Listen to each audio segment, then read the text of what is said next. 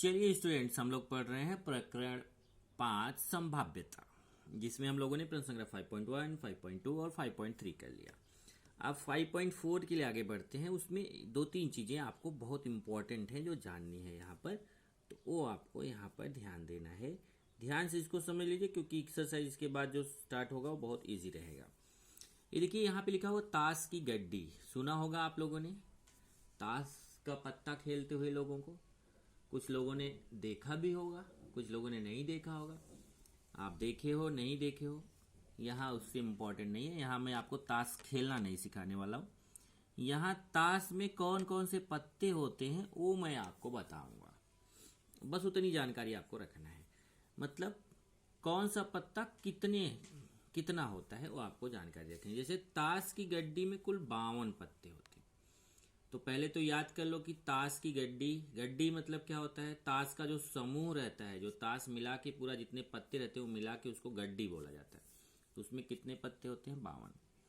अब उन 52 पत्तों में से आधे मतलब 26 पत्ते लाल होते हैं और बाकी आधे जो 26 पत्ते होते हैं वो काले होते हैं। इसका मतलब जो ताश की गड्डी है उसमें कितने? कुल 52 पत्ते हैं। 52 में से 26 लाल, 26 काले। अभी जो 26 लाल रहते हैं, तो तीन चीज याद हो गया होगा आपको कि ताश की गड्डी में कितने पत्ते? 52। उसमें से लाल कितने? 26। काले कितने? 26। अब चलिए अगला याद करिए। इस चार पार्ट और होता है। ये जो लाल पत्ते 26 होते हैं उसमें फिर दो भाग होता है। 26 का आधा 13 पत्ते पान के और 13 पत्ते ईंट के।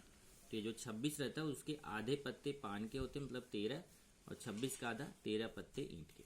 इसी तरीके से जो काले पत्ते होते हैं 26, उसमें से उसके आधे 13 पत्ते हुकुम के होते हैं और आधे 13 पत्ते चिड़ी के होते हैं। तो ये भी याद कर लीजिए फटाफट।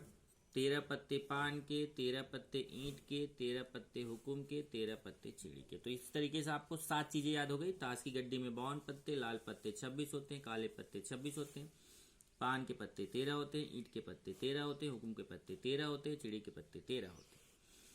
अब ये जो 13 पत्ते 13 13 13 दिख रहा है, ये सब 13 पत्ते होते क्या हैं? उसमें क्या रहता है 13 पत्तों में? तो वो यहाँ पे है, देखिए 1 से 10 तक अंक लिखे पत्ते रहते हैं।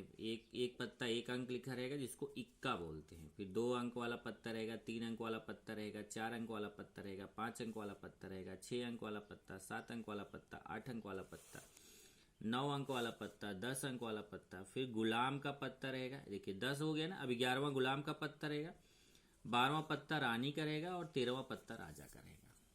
तो टोटल 13 पत्ते ये फिक्स रहते हैं। यही जो 1 से लेके 10 तक के पत्ते और 11वां गुलाम, 12वां रानी, 13वां 14, ये जो 13 पत्ते हो गए, यही 13 पत्ते पान में भी रहते हैं, यही 13 पत्ते ईंट में भी रहते हैं, यही 13 पत्ते हुकुम में भी रहते हैं और यही 13 पत्ते चिड़ी में भी रहते हैं। तो इसका मतलब अगर मैं बोलूं कि 1 के कुल कितने पत्ते होंगे, तो देखिए 1 के जो पत्ते रहेंगे, ये जो 1 है पान में भी रहेगा, 1 ईंट में भी रहेगा, 1 का पत्ता हुकुम में भी रहेगा, 1 का पत्ता चिड़ी में भी रहेगा। तो इस तरीके से इक्के का पत्ता कहाँ? पान में भी हुआ, ईंट में भी रहा, हुकुम में भी रहा, चिड़ी में भी। तो एक वाले जो इक्के वाले पत्ते हैं कुल कितने हो गए? 1 2 3 4, 4 पत्ते हो गए। इसी तरीके से 2 वाला पत्ता जो है, 1 पान में रहेगा, 1 2 वाला पत्ता ईंट में रहेगा, 1 2 वाला पत्ता हुकुम में रहेगा, 1 2 वाला पत्ता चिड़ी में रहेगा। तो 2 वाले पत्ते भी 4 हो गए।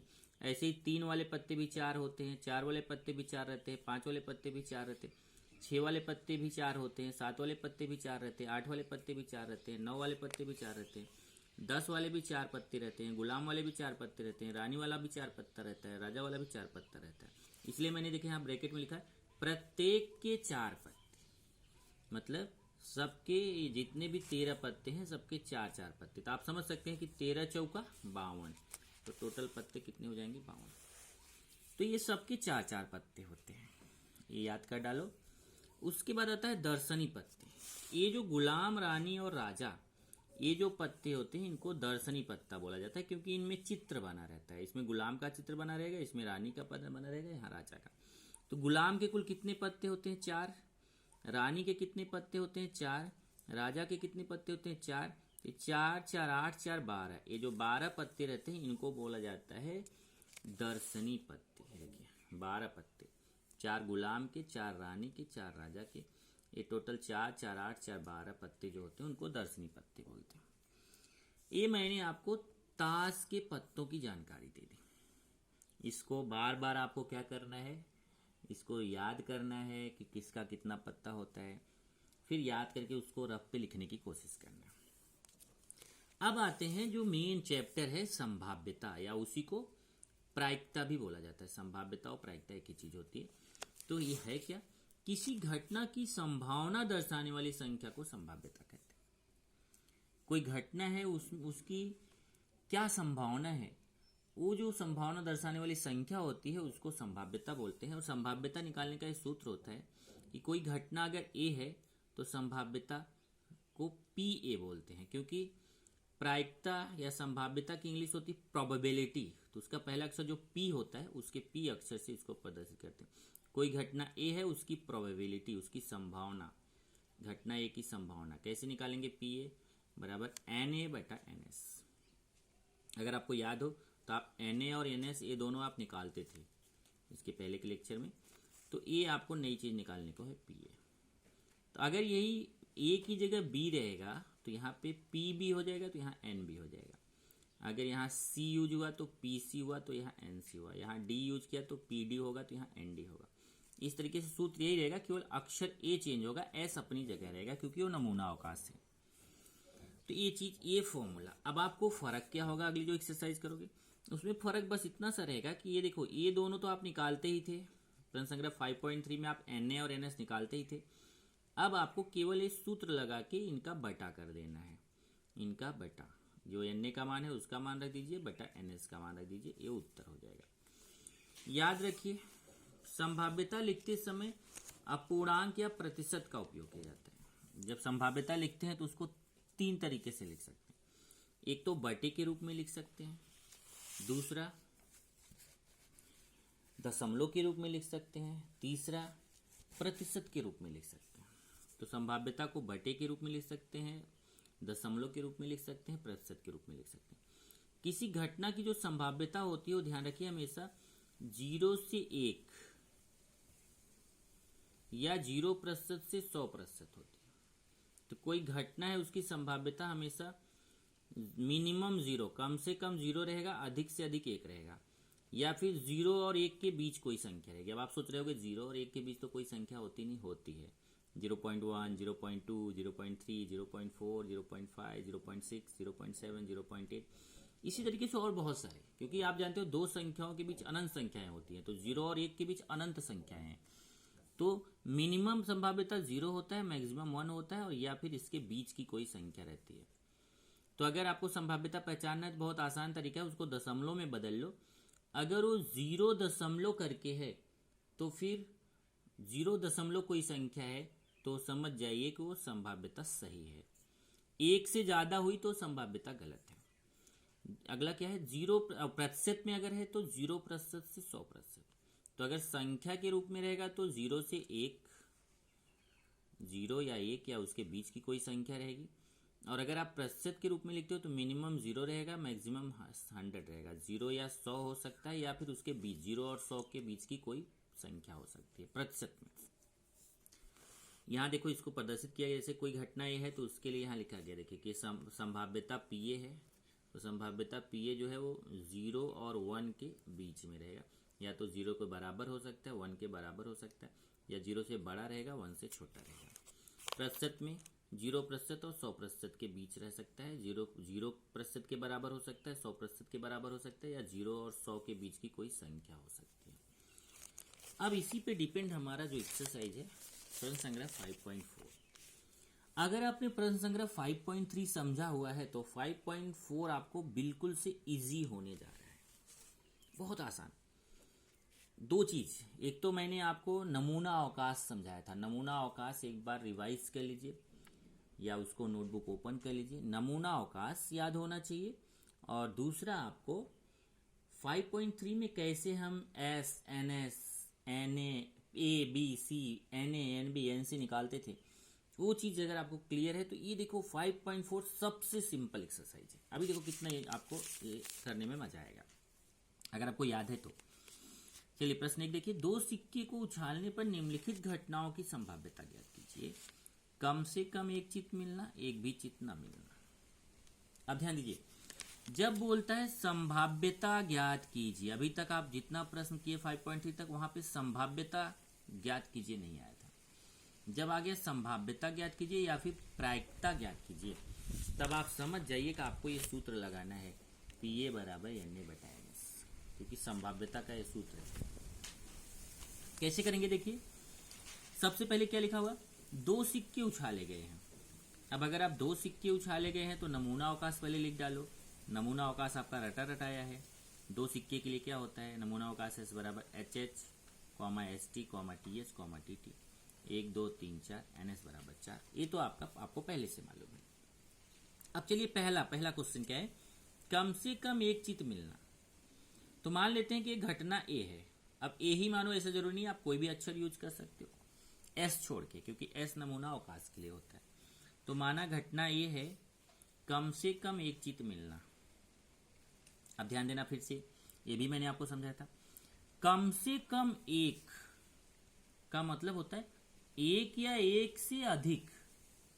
कम, ध्यान से सुनो, ध्यान से समझो, दिमाग ओपन करो, दो दिमाग खोलो। कम से कम एक चित का मतलब होता है एक चित या एक से ज्यादा चित। मतलब एक हेड, चित मतलब हेड होता है, एक हेड या एक से ज्यादा हेड।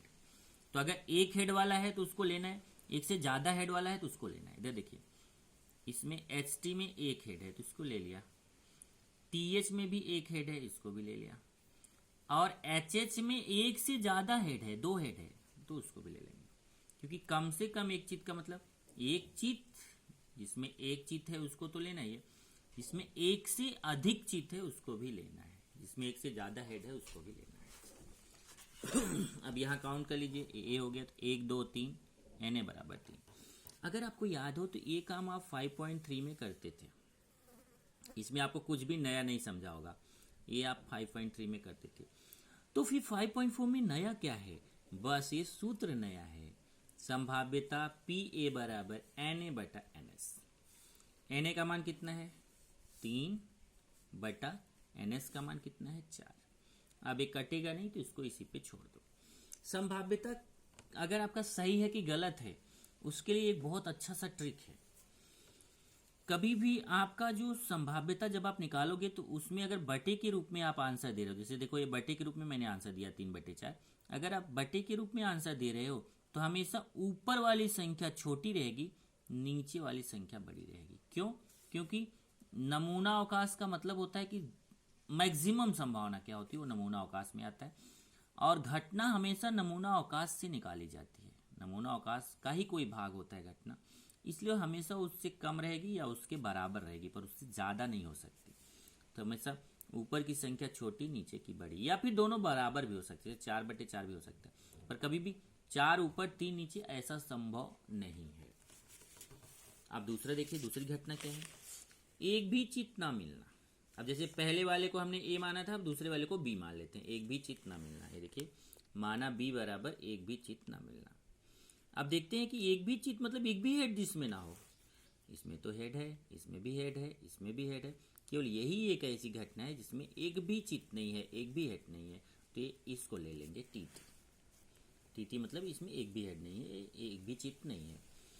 तो कितना आया इसमें, अब ये 2 मत काउंट कर लेना कि 1 2 नहीं, कॉमा लगा रहता है तो 2 होता है, एक ही है। देखिए TT जो है वो एक ही घटना है, तो NB बराबर 1। तो संभाव्यता, अब जो यहाँ हम संभाव्यता निकालते समय PA इक्वल टू NA/NS लिखे थे, उसको A की जगह B लेंगे तो PB इक्वल टू NB/NS। देखिए PB equal to NB/NS। NB का मान कितना है 1/NS का मान कितना है 4, 1/4। तो ये उत्तर कैसे लिखेंगे वो मैं एक क्वेश्चन में बताया हूँ, बाकी मैं डायरेक्ट लिखा हूँ। जैसे एक में मैं बताया हूँ कि कम से कम एक चित मिलने की संभाव्यता कितना आया 3/4, एक भी चित ना मिलने की संभाव्यता कितना आंसर आया 1/4। उत्तर लिखने का एक सही तरीका होता है, पर अब मैं बाकी के क्वेश्चन में डायरेक्ट 3/4 1/4 लिख दूंगा, पर उत्तर कैसे लिखना चाहिए सही तरीका मैंने केवल एक क्वेश्चन में आपको बताया हुआ है। चलिए आगे बढ़ते हैं, दूसरे क्वेश्चन पे चलते हैं। 2 पासे एक ही समय पर फेंकने पर, अब आप जानते हो कि जब दो पासे फेंकते हैं तो यहाँ देखिए दो पासे फेंके गए हैं तो नमूना अवकाश पहले ही बताया गया आपको कि जब एक पासा फेंकते हैं तो 1 2 3 4 5 6 ऐसा आता है, लेकिन जब दो पासे फेंकते हैं तो 1 1 1 2 1 3 1 4 1 5 1 6 2 1 2 2 2 3 2 4 2 5 2 6, इसी तरीके से 3 के साथ, इसी तरीके से 4 के साथ, फिर 5 के साथ, फिर 6 के साथ, 6 तक आता है। और इसको पूरा टोटल करोगे 1 2 3 4 5 6 ऐसे काउंट करोगे तो टोटल यहाँ तक 36 आता है। NS = 36। ये रटा रटाया है, पहले कई बार बताया जा चुका है। अब चलिए इसमें बोला है निम्नलिखित घटनाओं की संभाव्यता ज्ञात करो। यहाँ फिर आ गया संभाव्यता, इसका मतलब हमें सूत्र लगाना पड़ेगा। पहला क्या है, पृष्ठभागों पर आने वाली संख्याओं का योगफल, फिर आगे देखिए कम से कम 10 है। अब कम से कम 10 का मतलब 10 या 10 से अधिक, लेकिन संख्याओं का योगफल, ये देखिए 5.3 में ऐसा क्वेश्चन आया था कि संख्याओं को जोड़ जोड़ के देखो, कम से कम 10 है का मतलब 10 या 10 से ज्यादा आ रहा है जोड़ने पे तो लेना है, 10 से कम आ रहा है तो नहीं लेना। ध्यान रखना, कम से कम 10 का मतलब 10 को भी लेंगे और 10 से अधिक को भी लेंगे। तो यहाँ देखिए जैसे हमने लिया है 1 और 1 2 आएगा तो 10 से कम है, 1 2 3 आएगा, 1 में 3 जोड़ेंगे 4 आएगा तो 10 से कम है, 1 में 4 जोड़ेंगे 5 आएगा 10 से कम है, 1 में 5 जोड़ेंगे 6 आएगा 10 से कम, 1 में 6 जोड़ेंगे 7 आएगा 10 से कम। इसी तरीके से जब करते जाएंगे तो जब यहाँ 4 6 पे पहुंचेंगे तो देखिए 4 और 6 जोड़ेंगे तो 10, तो यहाँ 4 6। इसी तरीके से आगे बढ़ेंगे, 5 1 6 10 से कम है, 5 2 7 10 से कम है, 5 3 8 10 से कम है, 5 4 9 10 से कम है, 5 5 10 तो 5 5 ले लेंगे। फिर 5 6 11 10 से ज़्यादा है ले लेंगे, 6 1 7 10 से कम है, 6 2 8 10 से कम है, 6 3 9 10 से कम है, 6 4 10 इसको ले लेंगे। फिर 6 5 11 10 से ज़्यादा है ले लेंगे, 6 6 12 ले लेंगे। तो जब जोड़ने पे 10 आएगा या 10 से ज़्यादा आएगा तो उसको लेना है, क्योंकि कम से कम 10 का मतलब होता है जोड़ने पे 10 या 10 से अधिक। अब काउंट कर लो 1 2 3 4 5 6, NA = 6। तब सूत्र लगा दो, संभाव्यता PA = NA/NS। NA का मान 6/NS का मान 36। इसको काट दीजिए, ये कट रहा है तो काट दो, 6 के 6 और फिर 6 से 36 को काटेंगे 6 आएगा। ऊपर 6 1 के बोल रहे हो तो 1 आएगा, और नीचे 6 से काटेंगे तो 6 बार जाएगा तो 6 आएगा। बटे में ही आंसर रखो, दशमलव में मत जाओ। दूसरा, माना B = पृष्ठभागों पर आने वाली संख्याओं का योगफल 33 है, मतलब ये जोड़ने पे 33 आना चाहिए। अब यहाँ देखो मिनिमम जोड़ने पे कितना आता है, 1 और 1 2 आता है, और मैक्सिमम जोड़ने पे कितना आता है, 6 और 6 12 आता है। तो ये तो बोल रहा है 33 आना चाहिए, ये तो जोड़ने पे ज़्यादा से ज़्यादा आपको 12 से ज़्यादा नहीं आता जोड़ने पे, देखिए सबसे ज़्यादा यही आता है 12। यहाँ तो 33 बोल रहा है, तो 33 तो कभी आने वाला नहीं है, तो यहाँ ऐसा खाली छोड़ देंगे, मतलब इसमें से एक भी घटक नहीं है, एक भी ऐसा घटक नहीं है जो जोड़ने पे 33 आए, तो ऐसा कोष्ठक बनाया खाली छोड़ दिया। या फिर आप ऐसे 5 बना सकते हो, ऐसे 0 बना के ऐसे काटते हैं, इसको 5 बोलते हैं। तो ये इन दोनों में, ये चाहे इसको बना दो चाहे इसको बना दो, ये अच्छा है, कोष्ठक खाली छोड़ दिया। तब NB = इसमें कितने घटक है, एक भी नहीं है तो 0। तो संभाव्यता PB = NB/NS, सूत्र लगा दिया, NB का मान 0/NS का मान 36। अब 0 में 36 का भाग देंगे तो 0 आएगा। तीसरा है, पहले पासे के पृष्ठभाग पर आने वाली संख्या दूसरे पासे के पृष्ठभाग पर आने वाली संख्या से बड़ी है, मतलब पहली वाली जो पहले पासे की संख्या है वो दूसरे पासे से बड़ी होनी चाहिए। देखिए ये हमारा पहले पासे का अंक है, दूसरे का पहला पासा दूसरा पासा, पहला पासा दूसरा पासा, पहला पासा दूसरा पासा, तो पहला वाला अंक बड़ा होना चाहिए। तो यहाँ से देखते जाएंगे तो देखिए 2 1 2 1 में देखिए पहला अंक बड़ा है दूसरा छोटा है। फिर आगे जाएंगे देखिए 3 1 पहला बड़ा है दूसरा छोटा, फिर 3 2 देखिए पहला बड़ा दूसरा छोटा, ऐसे 4 1 4 2 4 3 5 1 5 2 5 3 5 4 5 नहीं, ये तो बराबर भी नहीं लेना, पहला बड़ा होना चाहिए दूसरा छोटा, 5 4 6 1 6 2 6 3 6 4 6 5। तो यहाँ पे देखिए सब में देखेंगे तो पहला अंक बड़ा है दूसरा छोटा, पहला बड़ा है दूसरा छोटा, पहला बड़ा है दूसरा छोटा, सब यहाँ तक देखिए पहला बड़ा दूसरा छोटा। टोटल काउंट कर लो 1 2 3 4 5 6 7 8 9 10 11 12 13 14 15, NC = 15। तब संभाव्यता निकालेंगे। अब देखिए C लिया था तो संभाव्यता PC हो जाएगा, PA PB PC, तो PC = NC/NS। NC का मान 15/NS का मान 36 है। अब ये भी कट रहा है, देखो 3 से कटेगा, 3 से 15 को काटेंगे, 3 5 15 5 आएगा, और 36 में 3 का भाग देंगे तो 12 आएगा। इस तरीके से एक उत्तर आपका आया 1/6, दूसरा आया 0, तीसरा आया 5/12। देखिए उत्तर लिख दिया 1/6 0 5/12। तीसरा क्वेश्चन है, एक बक्से में 15 टिकट है, प्रत्येक टिकट पर 1 से 15 में से ऐसी संख्या लिखी हुई है। उस बक्से में से एक टिकट यादृच्छिक पद्धति से निकाला गया तो टिकट पर सम संख्या 5 की गुणज संख्या इन घटनाओं की संभाव्यता ज्ञात कीजिए। अब देखिए एक बक्से में 1 से 15 संख्या लिखे गए टिकट है, 15 टिकट है, तो इसका मतलब नमूना अवकाश क्या हो जाएगा? मतलब वो जो टिकट है उस पर पहली टिकट पे 1 लिखा है, एक टिकट पे 2 लिखा है, एक पे 3, एक पे 4, ऐसे 15 तक संख्याएं लिखी हुई हैं। तो नमूना अवकाश एस बराबर 1 2 3 4 5 6 7 8 9 10 11 12 13 14 15 हो गया। इसको काउंट करेंगे तो एनएस बराबर 15। अब पहला क्वेश्चन है कि सम संख्या, माना ए बराबर, इसको ये मान लिया, माना ए बराबर सम संख्या। ऐसे घटना मानते जाओ, पहले को ये मान लो, दूसरे को बी, तीसरे को सी, ऐसा जितना है मानते जाओ। ए बराबर सम संख्या। अब इसमें सम संख्या देखना, जो 2 से कटती है उसको सम संख्या बोलते हैं। 2 4 6 8 10 12 14, 2 4 6 8 10 12 14, टोटल कितना हो गया? 1 2 3 4 5 6 7, एन ए बराबर 7। तो संभाव्यता पी ए बराबर एन ए बटा एन एस, एन ए का मान 7 बटे एन एस का मान 15। दूसरा क्वेश्चन क्या है? 5 की गुणज संख्या। तो माना बी बराबर 5 की गुणज संख्या है। अब यहाँ पे 5 की गुणज संख्या देखते हैं, इसमें से नमूना अवकाश से ही हमेशा निकालना, ध्यान रखो, नमूना घटना को हमेशा नमूना अवकाश से निकाला जाता है। अब इसमें देखते हैं 5 की गुणज संख्या, मतलब जो 5 के पहाड़े में आती है, क्या क्या आ रही है? 5 दूना 10, 5 तिया 15, तो 5 10 और 15 ये 5 के पहाड़े की संख्या है, इसको बोलते हैं 5 की गुणज संख्या। 1 2 3, एन बी बराबर 3 हो गया। मतलब बी में कितने घटक हैं? तो एन बी बराबर 3। संभाव्यता पी बी बराबर एन बी बटा एन एस, एन बी कितना है? 3 बटा एन एस कितना है? 15। ये देखिए एन बी 3 हो गया, एन एस 15 हो गया। इसको काट दीजिए, ये भी कटेगा, 3 1 के 3 1 आएगा, 3 5 15, यहाँ 5 आएगा। तो एक उत्तर आ गया 7/15, दूसरा उत्तर आ गया 1/5। ये आपका हो गया तीसरा। चौथा देखिए, अंकों की पुनरावृत्ति न करते हुए 2 3 5 7 9 अंकों से 2 अंकों वाली संख्या बनाई गई है, तो निम्नलिखित घटनाओं की संभाव्यता ज्ञात कीजिए।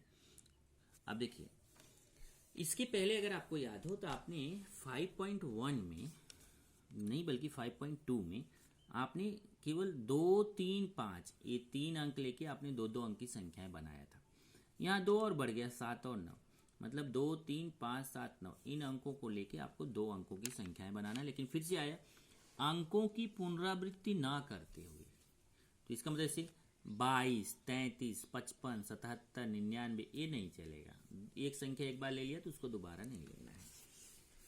तो जैसे अब तो क्या करना है, बहुत आसान है। एक बार 2 के साथ सबको बोलो, एक बार 3 के साथ सबको बोलो, एक बार 5 के साथ सबको बोलो, एक बार 7 के साथ सबको बोलो, एक बार 9 के साथ सबको बोलो। एक बार चलिए 2 के साथ 3 बोलेंगे 23, 2 के साथ 5 बोलेंगे 25, 2 के साथ 7 बोलेंगे 27, 2 के साथ 9 बोलेंगे 29। अब 3 के साथ बोलो, 3 के साथ 2 32, 3 के साथ 5 35, 3 के साथ 7 37, 3 के साथ 9 39। फिर 5 के साथ बोलो, 5 के साथ 2 52, 5 के साथ 3 53, 5 के साथ 7 57, 5 के साथ 9 59।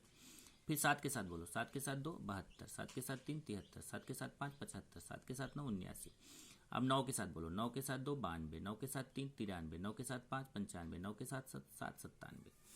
ये देखिए ये 2 अंक की संख्या, 1 2 1 2 1 2, सब में 2 अंक की संख्या है। काउंट कर लो, 1 2 3 4 5 6 7 8 9 10 11 12 13 14 15 16 17 18 19 20, टोटल कितने अंक हो गए? 20, एन एस बराबर 20। अब पहली घटना क्या है, उसको ये मानेंगे, माना ए बराबर वह संख्या विषम है। अब विषम संख्या इसमें से देखना है, जो संख्याएं 2 से नहीं कटती उसको विषम संख्या बोलते हैं। अब आप ये सोचोगे कि सब में 2 का भाग देके करना है, नहीं, बहुत आसान तरीका है। अगर आपको पता करना है विषम संख्या, तो ये लास्ट वाली जो इकाई की संख्या है ना उसको ही केवल देख लो। अगर वो संख्या विषम संख्या है तो पूरी संख्या भी विषम रहेगी। जैसे यहाँ देखिए 3 है, 5 है, 7 है, 9 है, फिर यहाँ देखिए 5 7 9 3 7 9, लास्ट वाली संख्या देखना 3 5 9 3 5 7, मतलब जिसके अंत में अगर विषम संख्या है तो वो पूरी संख्या भी विषम ही रहेगी। तो इसमें से विषम संख्या निकालिए जो 2 से नहीं कटती है। ये देखिए सब विषम संख्याएं, टोटल काउंट कर लो, 1 2 3 4 5 6 7 8 9 10 11 12 13 14 15 16, एन ए बराबर 16 हो गया। तो संभाव्यता पी ए बराबर एन ए बटा एन एस, एन ए का मान 16 बटे एन एस का मान 20, ये कट जाएगा देखो 4 से, 4 चौक 16 4 पच्चे 20। अब बी, माना बी वह संख्या 5 की गुणज है। अब फिर आगे देखो 5 की गुणज मतलब जो 5 के पहाड़े में आती है, तो इसमें देखते हैं कौन कौन सी 5 के पहाड़े में आ रही है। देखिए 25 आएगी, 35 आएगी। और कौन सा आएगा यहाँ पे 5, जिसके अंत में 5 हो। देखिए वो भी बहुत आसान है।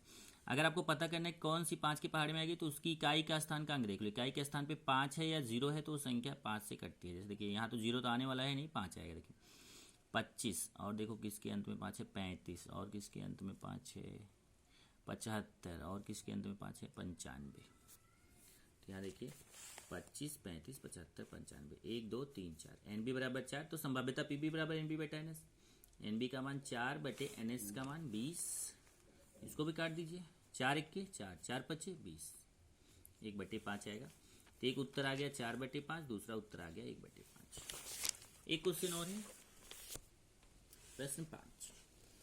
अच्छी तरह फेंटी गई 52 पत्तों में से एक पत्ता निकाला गया तो निम्नलिखित घटनाओं की संभाव्यता ज्ञात कीजिए। अब देखिए जब ताश के पत्ते का क्वेश्चन आता है तो मैं आपको 2-3 चीजें बता दूं, उसको दिमाग में नोट कर लो। पहला तो यह है कि ताश के पत्ते के क्वेश्चन में ऐसा रहेगा कि 52 पत्तों की ताश की गड्डी में एक पत्ता निकाला गया है। तो कुछ स्टूडेंट क्या करते हैं, बोलते हैं 52 था उसमें एक निकाल दिया तो बचा 51। नहीं भैया, बचा नहीं। मतलब उसका क्या है कि 52 पत्ता है, अगर मुझे उसमें से एक पत्ता निकालना हो तो वो इक्का मिले या हुकुम का पत्ता मिलेगा, तो उसकी क्या संभावना है वो पता करना है। वो घटना के लिए एक पत्ता निकाल रहा है, नमूना अवकाश के लिए हमेशा 52। ताश के पत्ते का क्वेश्चन आया तो आप फिक्स रखो कि नमूना अवकाश NS = 52 लिखो। दूसरा क्या है, दूसरा फायदा इसमें, ताश के पत्ते में एक फायदा है। अगर आपने पहले तो दूसरे ध्यान रखें कि आपको ताश के पत्ते का जो अभी मैंने आपको समझाया था उसको पूरा याद कर जाओ कि ताश के पत्ते 52 होते हैं, लाल 26 होते हैं, काले 26 होते हैं, उसमें पान के 13, ईंट के 13, हुकुम के 13 पत्ते, चिड़ी के 13 पत्ते। फिर जो है 1 2 3 4 5 6 7 8 9 10 गुलाम राजा रानी, इसके 4 पत्ते होते हैं। दर्शनी पत्ते 12 होते हैं। ये सब याद कर जाओ। फिर यहाँ एक फायदा है ताश के पत्ते में कि इसमें आपको SABCA नहीं लिखना पड़ता। जैसे देखो अभी इसमें क्या हमें लिखना पड़ा था, देखिए S भी लिखना था, फिर NS लिखना था, A भी लिखना था, फिर NA लिखना था, B लिखना था, फिर NB लिखना था। लेकिन उसमें फायदा है, उसमें S नहीं लिखना होता, डायरेक्ट NS। उसमें A नहीं लिखना होता, डायरेक्ट NA। उसमें B नहीं लिखना रहेगा, डायरेक्ट NB। ये इस ताश के पत्ते का फायदा है। जैसे देखिए कि अच्छी तरह फेंटी गई 52 पत्तों में से एक पत्ता निकाला गया, तो आप तुरंत लिख दो कि अच्छी तरह फेंटी गई 52 पत्तों में से एक पत्ता निकाला गया तो नमूना अवकाश क्या होगा, NS = 52। ताश के पत्ते का आया, इसको रटा रटाया लिख डालो, NS = 52। 52 पत्ते होते हैं ताश में। अब पहली घटना इक्का मिलना, कि मतलब जो एक पत्ता मैं निकाल रहा हूँ वो इक्का मिलेगा क्या, तो माना A बराबर इक्का मिलना। अब यहाँ लिखना पड़ेगा थोड़ा, इक्के के कितने पत्ते होते हैं, 4 पत्ते होते हैं। कैसे पता चला इक्के के 4, यहाँ देखिए समझाया था ना, प्रत्येक के 4 पत्ते, मतलब इक्के के भी 4 पत्ते होते हैं, 2 के भी 4 पत्ते होते हैं, 3 के भी 4, ये जितने भी हैं सबके 4 पत्ते होते हैं। इक्के के कितने पत्ते होंगे, 4। यहाँ पे आपका हो गया इक्के के कुल 4 पत्ते होते हैं, इसलिए घटना ये इक्का मिलना है तो NA बराबर हो जाएगा 4। तब संभाव्यता PA बराबर NA बटा NS। NA का मान हो गया 4 बटे NS का मान हो गया 52। ये कट जाएगा, 4 1 4, और 52 में 4 का भाग दोगे तो 13 आएगा। उत्तर आ गया 1 बटे 13। अब दूसरी घटना लेते हैं, हुकुम का पत्ता मिलना। माना B बराबर हुकुम का पत्ता मिलना। अब हुकुम के कुल 13 पत्ते होते हैं। अब देखिए जब आप इसको ताश के पत्ते वाला याद रखेंगे तो आपको कुछ भी टेंशन नहीं रहेगी। हुकुम के पत्ते कितने होते हैं, 13। तो हुकुम के कितने पत्ते होते हैं, 13। तो आपको यहाँ बताना है कि हुकुम के पत्ते 13 होते हैं, इसलिए NB बराबर 13। तो संभाव्यता PB बराबर NB बटा NS। NB का मान 13 बटा NS का मान 52। ये भी कटेगा, 13 1 13, 13 चौका 52, 4 ऊपर 1 आएगा और नीचे 4 आएगा। कभी भी ध्यान रखो, संभाव्यता का जब उत्तर देख रहे हो तो ये आप तुरंत दिमाग खुला रखो। हमेशा ऊपर छोटी संख्या रहेगी, नीचे बड़ी, ऊपर छोटी संख्या नीचे बड़ी, या फिर बराबर भी आ सकता है। लेकिन जब बराबर आएगा, जैसे यहाँ आ गया 13 बटे 13, तो 13 1 13, तो एक उत्तर आएगा, या ऊपर 0 आ सकता है। लेकिन अगर ऐसा बटे में है ऊपर 0 नहीं आ रहा है या उतनी ही संख्या नहीं आ रही, तो समझ जाओ ऊपर की संख्या कभी भी बड़ी नहीं रहेगी। ऊपर की संख्या हमेशा या तो 0 रहेगा या इसके बराबर रहेगा या हमेशा ऊपर छोटी संख्या रहेगी, कभी भी ऊपर बड़ी संख्या नहीं रहेगी। इस तरीके से आपका यहाँ पे ख़त्म हो जाता है 5.4।